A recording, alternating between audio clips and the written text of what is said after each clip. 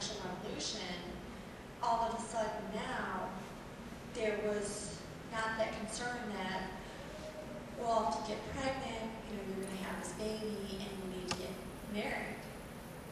And actually, the teen pregnancy rate was higher in the 1950s, but people were married.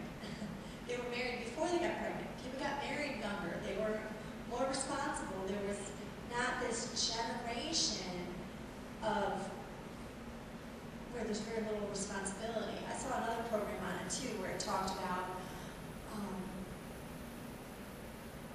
that it was really post-war that suddenly there in the 1950s that there was this,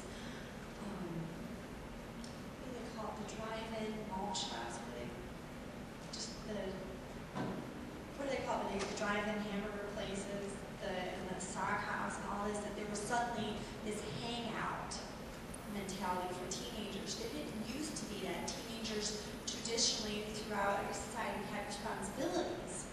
They were a productive part of the family. They had responsibilities. And then in the 1950s, we suddenly had this culture where teens didn't have much responsibility, they weren't expected to work, and got to just hang out. And then there became more and more businesses that catered to that.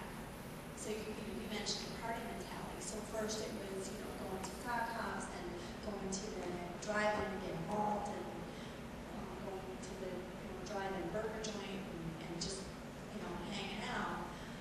And then after that it became nightclubs and bars, and discos, and what have you. But the sexual revolution really took off with birth control, and then women no longer had collateral that, hey, if you want to marry me, or if you want to have sex, you have to marry me.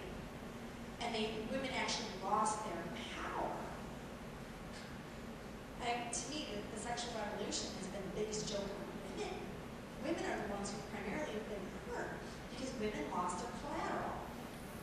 Because the fact is that sex was a powerful incentive for men to marry. And I've heard men say things like, now, well, why buy a book when there's a library? Like why commit to getting married when you just keep checking out a bunch of books from the library? Women really lost their collateral. And the primary beneficiary of abortion and the sexual order has been irresponsible men. Who has his name on everything. And the woman typically walks away impoverished. So women have really seriously been hurt with the sexual revolution and the whole notion of live together first and everything. And on top of it, they don't get spousal support when they walk away, or when a man walks away if you've been living together. So this whole notion that women will be empowered with the sexual revolution is ridiculous. Burning bras and all that stuff. It's the men who are cheering that on. And with things like birth control, with condom, like I was telling on the way over, the Center for Disease Control did a major study in condom effectiveness. And it only protects against 2.5 out of all the major STDs. It's 2.5 because it protects men from human papillomavirus, but not women. And HPV is the number one cause of cancer in women. Most people think, oh, breast cancer is the number one cause. No, it's not. You see all these pink ribbons all the time. People always talk about breast cancer awareness month and all that, pink ribbons. When did you ever hear about HPV until there was a vaccine? They could care less about HPV until now vaccine came out. Oh, now we're going to talk about it.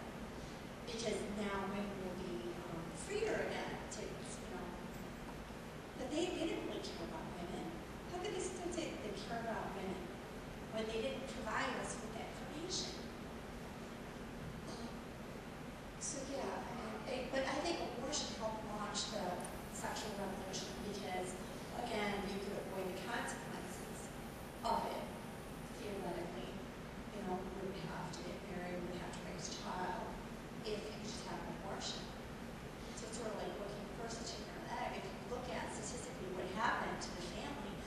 especially